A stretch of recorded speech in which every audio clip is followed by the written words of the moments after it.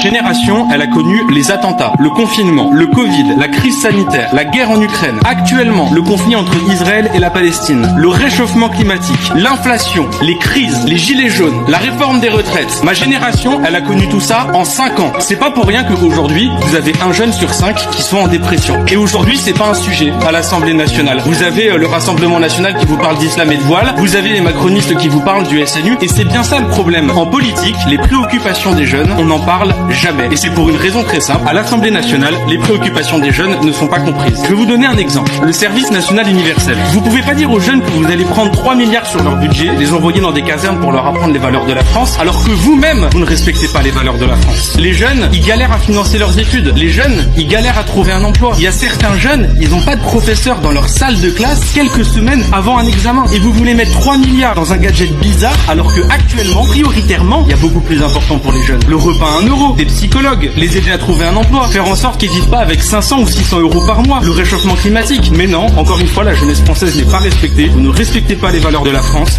Vous mettez tout cet argent dans un SNU qui nous coûte cher et vous ne comprenez pas que ce soit ressenti comme une injustice par la jeunesse.